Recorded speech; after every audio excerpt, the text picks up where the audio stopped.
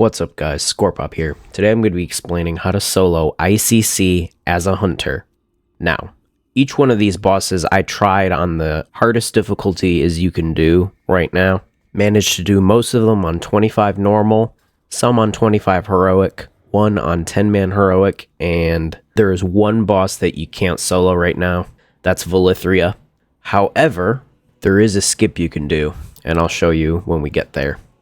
As usual, I'll put the talents in the description, and if you prefer a video that's not sped up in any way and no commentary, that will be in the description as well. I'm going to be skipping as much trash as I can, so I just camoed through the trash up to Lord Marrowgar. So first boss, Lord Marrowgar, we already got a couple things to discuss right off the bat. You've probably already noticed that I'm not on my main, I'm actually on a Pandaren alt. This is because there are 3 races in the game that are not affected by Bone Spike Graveyard. If you're just a Goblin, Worgen, or Pandaren, Bone Spike Graveyard just doesn't work on you. The ability does absolutely nothing. Because of that, if you're one of these 3 races, you can just tank and spank the boss down, and it's a joke. Very easy kill. Now, if you're not one of these 3 races, you might have to settle for 10-man heroic for a couple of reasons. I know that back in original MoP, all you had to do was distracting shot the boss whenever he used Bone Spike Graveyard, but the problem with that is back in Wrath of the Lich King Classic, they actually made it so distracting shot doesn't work on certain bosses, and Lord Marrowgar is one of those bosses.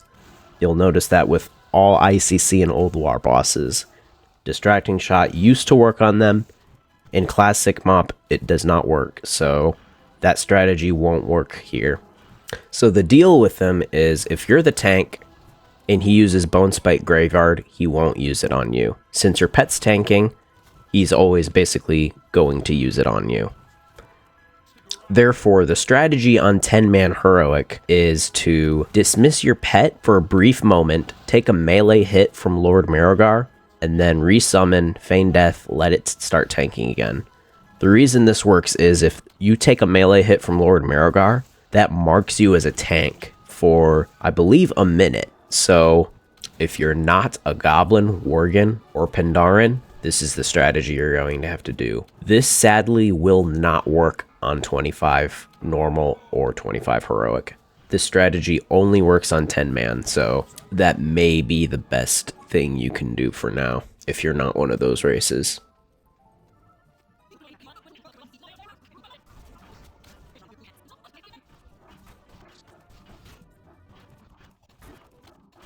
Lady Deathwhisper is a fight that has 2 phases. Phase 1 is basically an ad fight, while still needing to DPS the boss down. Some ads are more important than others. Number 1 priority ads are going to be the Cult Adherents. These cast a very bad ability called Curse of Torpor, which makes your abilities go on a very long cooldown when you use them, and you have this curse and you can't get rid of it. So the number 1 priority is killing these ads as fast as you possibly can. This fight probably is doable on heroic now if you are in a lot better gear than me.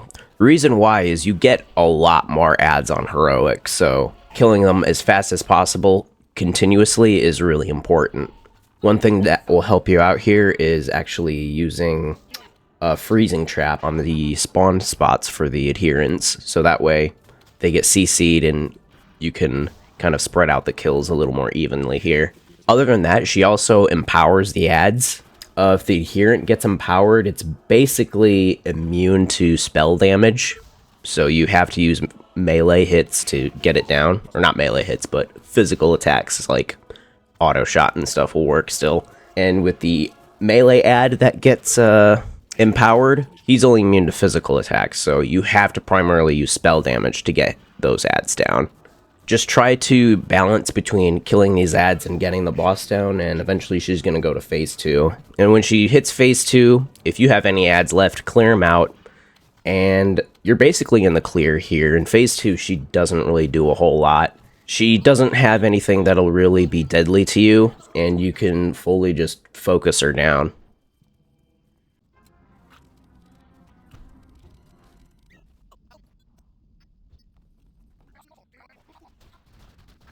Hopefully you're aware somewhat what you're doing here with the gunship battle. You're going to talk to the goblin and grab your shirt, put it on, and then talk to Saurfang to start the fight. So you want to build up your energy bar with the number 1 ability, and then you use your energy bar to unleash a big hit with the second ability. I opt to do this on 25 man, and it seemed pretty doable. So if you're by yourself and you're in the cannon, the riflemen on the other side can actually be completely ignored because they don't use the burning pitch ability, which means your ship isn't actually taking any damage. So I don't hit them at all. I kind of hit the side of the ship here and just unleash as much damage as possible. As soon as your ship gets frozen, you're going to have a bunch of adds come onto your ship. You need to AoE these down as fast as you can, and then use your shirt to jump over to the other ship. And then you're going to damage and kill the add in the middle, which is the Skybreaker Sorcerer, or the mob is probably called something else if you're Alliance. Battle Mage or something, I think, but just the mob in the middle that's freezing these cannons. Once you kill him, you can actually disengage back over. You don't need to use rocket jump again. Disengaging is a lot faster. Although, I believe sometime in the fight I actually messed up and fell off, but even if you do that, that's not even the end of the world, since you just get teleported back on top, and then hop in the cannon and do it again. So with this strat, you don't even need to kill the riflemen on the other side. Just repeat this basically until the ship dies. GG.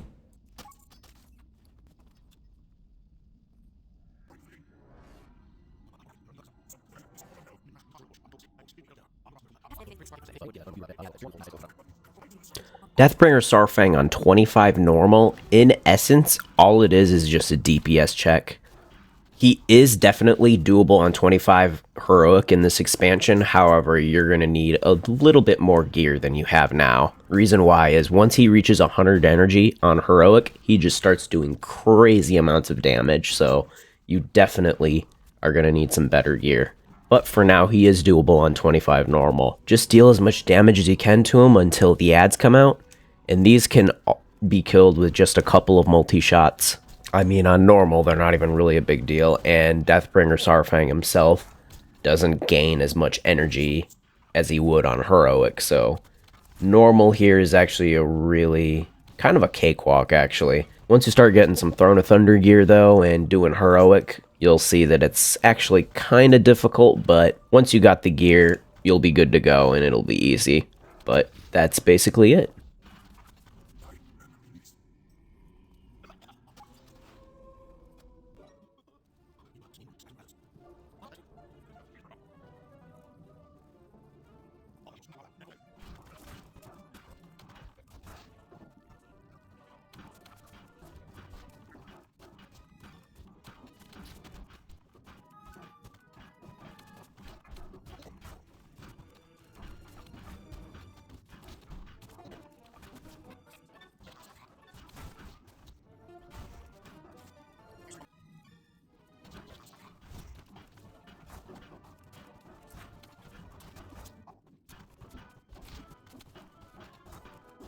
Here I opted for Rotface first, who is actually a complete joke. Even on 25-man heroic, he doesn't really have anything that'll damage you enough to put you in serious danger.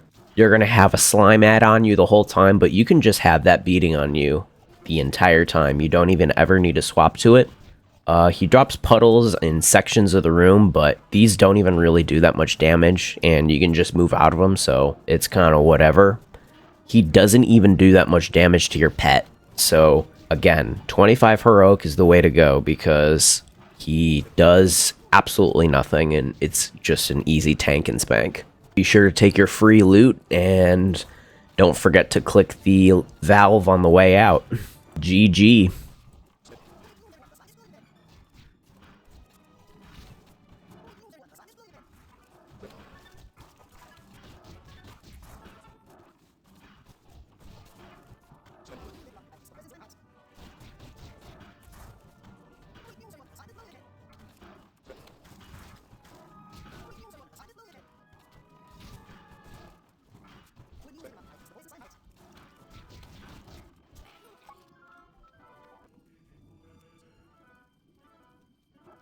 So, there's two very important things about Festergut you need to know. First off, he is a tight DPS check at the moment. Even on 25 normal, he has a Berserk timer that's really tough to beat, and you've got to do your best to pop all your CDs, potion. You've got to give it everything you got in order to beat the Enrage timer here. On 25 Heroic, it's probably not possible to beat the Enrage timer at all.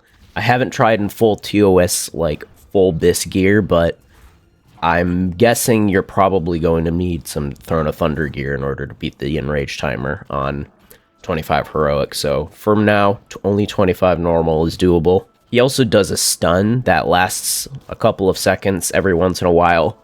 Really annoying, but you've just got to take that into account when trying to beat him. He also has one more mechanic you got to watch out for, and that's this stacking debuff he puts on your pet.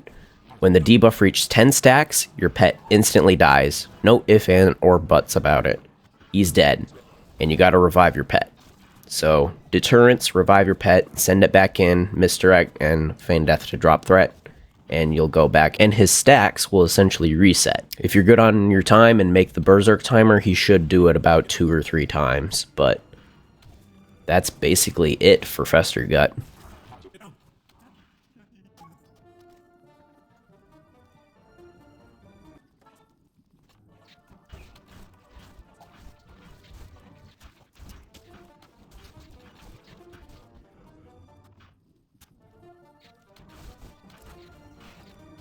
Next is Professor Putricide.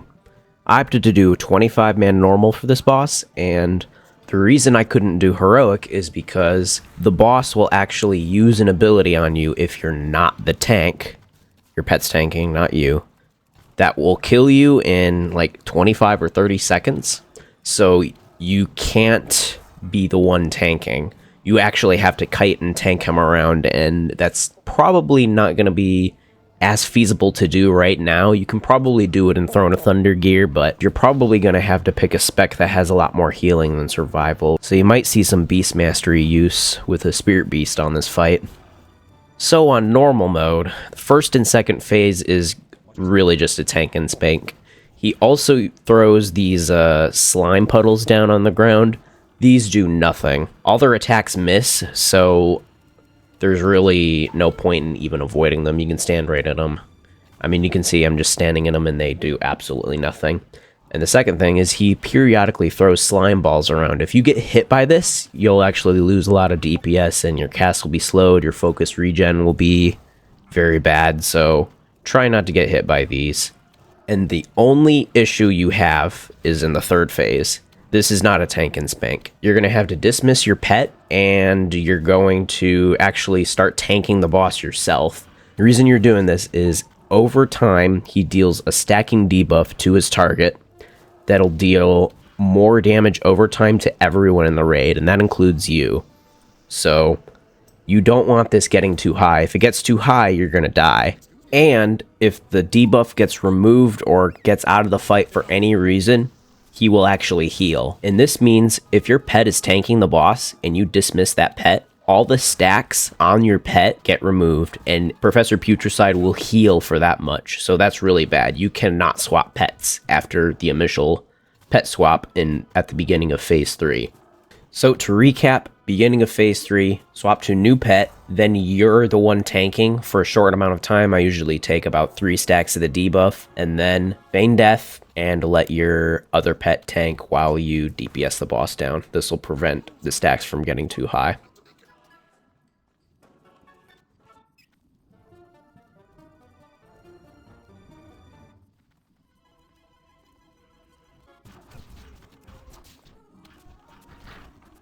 Blood Prince Council. Now the big thing with this fight is they have a lot of abilities that knock you around, and that's really annoying. So back in the day, you had to shoot these white balls in order to keep the orbs up, unless it knocked you back. But since you don't really lose damage in MoP by moving, I opt to just kind of stand near the mobs, and if I get knocked back, I can kind of just move back, and it's not really that big of a deal.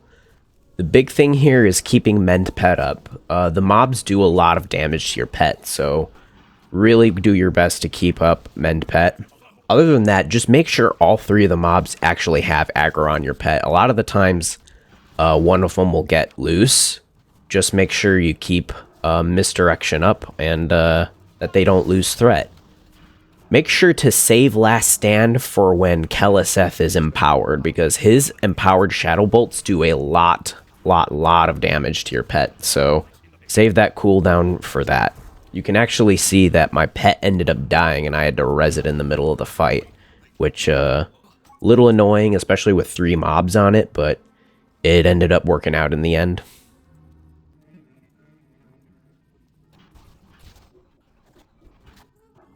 So, Blood Queen Lana'thel is by far the biggest DPS race in this whole raid. Sadly, you cannot even do 25-man normal. I had to actually opt for 10-man heroic. Big reason is you just don't have enough DPS to beat the enrage timer, even on 25 normal, 25 heroic.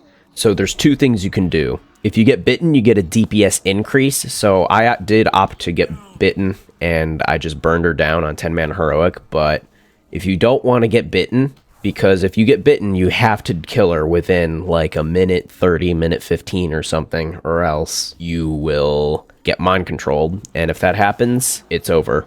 So if you do opt to get bitten, make sure you can kill her fast. Now, how you avoid getting bitten is you make sure to keep a close eye on DBM or PoV or whatever timer add-on you're using, and as soon as the bite looks like it's coming up, you're going to sit there and feign death, and she will actually bite the pet, which does absolutely nothing. Your pet won't get mind controlled, obviously, so after that, you'll be good to go, and you can just DPS her down. She has 2 abilities, Swarming Shadows. This does, like, nothing. Barely any damage going out. You can easily out-heal it with Spirit Bond. And the second ability, she'll go up in the air and, like, do some big AoE. Well, it was big back in the day, but nowadays it's practically nothing, and you easily out-heal it. These abilities aren't what kill you. It's just beating her before Berserk and making sure you don't get bitten if you want to kill her slow, I guess. But on 25, not possible to beat the enrage timer. At the moment, at least. You will be able to later on in the expansion. So, Valithria Dreamwalker is also a boss I'm going to discuss here a bit. I did look into actually killing the boss. Back in original MoP, you used to be able to rotate 5 Spirit Beasts using Spirit Mend, dismissing, using a fresh new one, using Spirit Mend, and that did work. However, in Classic MoP, this doesn't work anymore because all pets are now have shared cooldowns. Even though you can't do that anymore, it's still almost doable. There's one player I know who managed to get him an 82%, and I tried killing it, and I do get a little bit less, but about the same amount. So it does seem doable, maybe in later tiers, but doesn't seem doable this tier. Regardless of that, there is actually a skip you can do. Now, you've probably seen the skip that Demon Hunters can do in Retail WoW. However, this doesn't exactly work in Classic. It seems they put some kind of invisible walls in here so you can't skip this area. You can see here, if you try the exact same thing with a Goblin Glider, it doesn't work, even though I know for a fact this did work back in original MoP. At the moment, doesn't seem like it works the exact same, but it is still doable, although harder. Here's how you do it. First off, you're going to install an add-on called Grounded. I'll put a link in the description below. Second step, you're going to use this macro in the game. I'll put a link to all the macros ahead in the description as well. Next, you need to turn your camera, make sure it faces you as straight as possible, like I'm showing right now, and you're going to use this macro. Next, you're going to activate the move pad. You're going to go to your options and look for accessibility, general, and within there'll be an option to show the move pad. Activate it, and you'll have a move pad on your screen. Next, you're actually going to open Grounded with /grounded or this green icon that's in the upper right-hand corner of your spellbook. You're going to drag your Disengage ability to the add-ons interface. And now you're going to press the keybind you want to use for this. This is temporary, so I'm just going to use one of my other keybinds here. And then within the ability, you'll have 2 boxes here. You're going to delete everything in the first box, and you're going to place this in there. In the second box, you're also going to delete everything, and you're going to place this in here.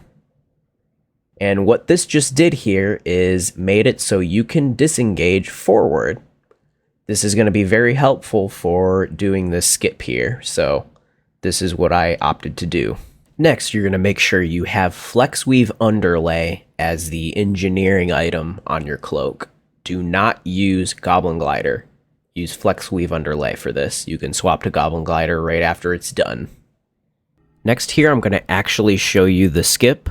I'm going to pause it so you can kind of see where I'm starting and where I'm ending here. And you want to use your keybind that you used for the disengage and grounded right at the same time that I did as well as you're jumping down, because the height does matter. You have to aim right at the kind of the top of that red window that's on the side of the wall here. If you manage to start at the right spot, aim for the right spot, press disengage at the right time, you will make this skip. And then you can cancel your parachute buff, and to avoid taking fall damage, you can also disengage at the end, since by the time you get over here, it would be back off cooldown.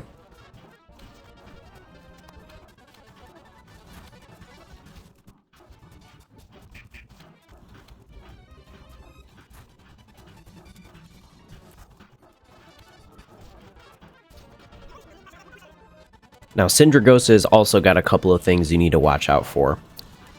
You can do this on 25 Heroic, which I did, and here's how I did it. First phase, she's going to have two different states. She's going to have an air phase, and she has a ground phase as well. This isn't really the dangerous phase. First off, she's a dragon, so don't stand behind her and don't stand in front of her. She'll also periodically grip you into her. Just disengage out of this. Now, the tricky part is when she goes into the air. She's going to put you into an ice tomb. Now, this is why you're going to spec blink strikes for this fight. You're going to need your pet to attack and kill this ice tomb for you while you avoid the ice balls. Luckily, if you're in the tomb, the ice balls she throws down don't really do anything. So you want to break yourself out right as she's coming down, basically. So if your ice tomb's about to die, put your pet on passive, and when she starts coming down, you'll notice you have a debuff called asphyxiation, and this means you're good to be broken out. So break yourself out when that happens. This continues until she reaches 35% health. And now here comes the big tricky part. As soon as you reach 35% health, you need to dismiss your pet and take a melee hit from the boss. The reason why you're doing this is because in the final phase, she actually just spams ice tombs, and she continues doing it. So to avoid this, if you take a melee hit from the boss, you'll actually be marked as a tank for 30 seconds, and you won't be able to be put into a tomb. So every 30 seconds, I make sure to dismiss my pet, take a melee hit, and have your pet continue tanking, and basically repeat that. How I do it is I look at the timer for Feigned Death, since the cooldown for Feigned Death, I believe, is like 28-29 seconds. And you're going to be using Feigned Death every single time for this, so take a look at Feigned Death, make sure you take a melee hit right before it comes back off cooldown, and then use it again, and basically repeat that until the boss dies.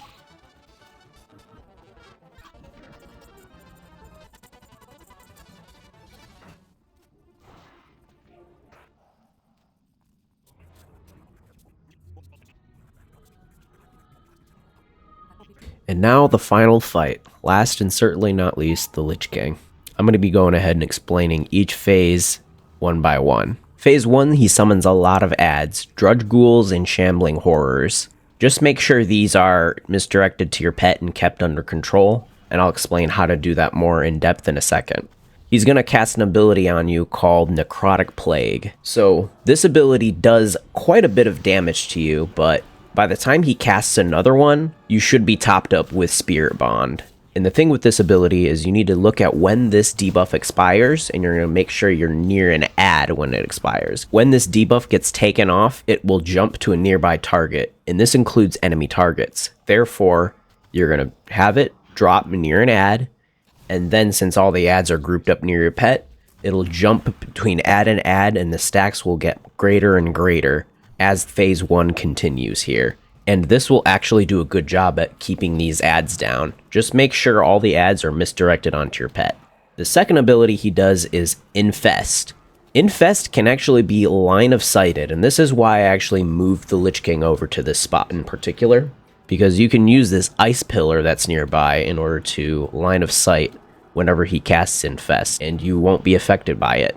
The reason why this is important is because if you're under 90% health, which if you're taking necrotic plagues throughout the fight, you will be under 90% health a lot of the time. And if you get hit by Infest when you're under 90%, it will most likely end up killing you, unless you use a quick, like, healing potion or something, which you can only do once in the fight, and due to that, I wouldn't recommend it. So especially if you're under 90% health, make sure you loss his Infest in order to avoid it. Get a necrotic plague in there with those ads, and make sure you DPS the Lich King down. Luckily, I kind of think the first phase is the hardest phase, especially if you don't know what you're doing. So once you get past phase 1, you're kind of in the clear here. Here we have an intermission phase, and he's going to run into the middle. This is where the Raging Spirits are going to spawn, and he throws some Ice Spheres. Just try to use multi-shots, or if the Ice Spheres are getting a little too close, you can just single target them down. They have, like, literally no health.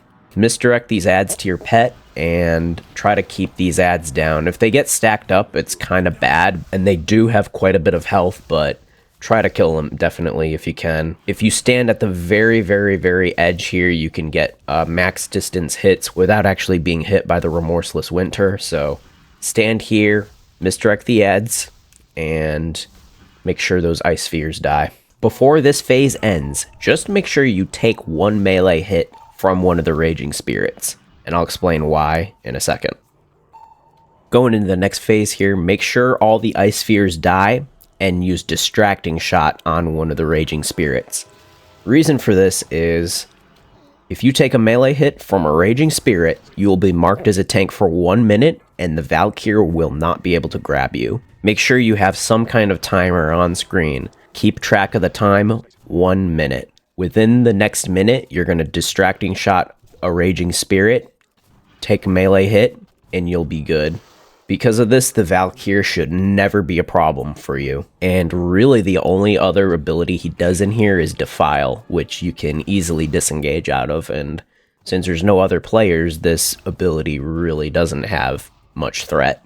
He also continues using Infest, but Spirit Bond should easily keep you topped here, and you should never be under 90% health.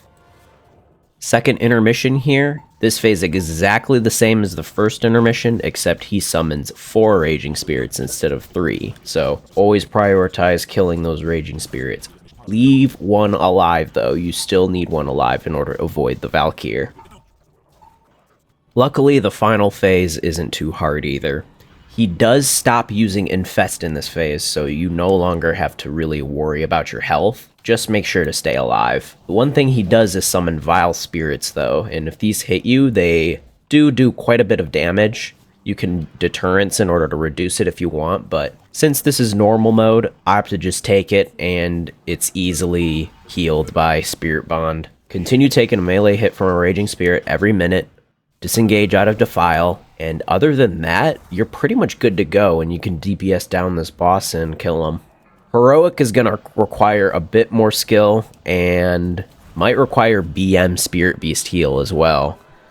It's not doable right now because you can't beat his Berserk timer, but nevertheless, as soon as it becomes available to solo, I'll be able to make a video about it. Probably going to be available during Throne of Thunder. Other than that, guys, I hope you enjoyed watching.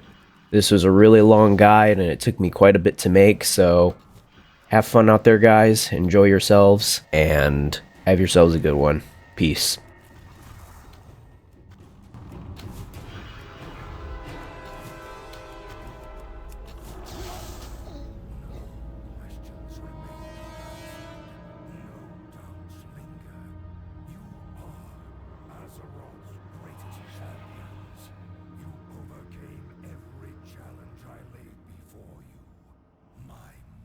Servants have fallen before your relentless onslaught. Your unbridled fury.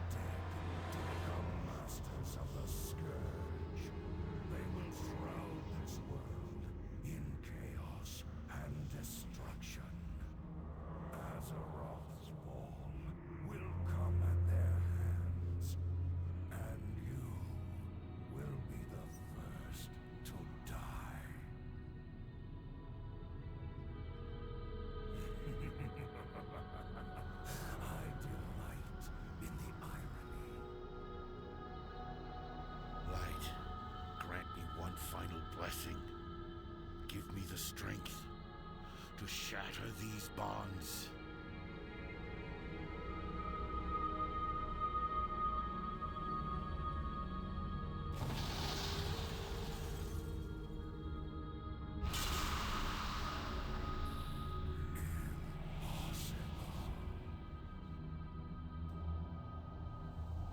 No more, Atlas!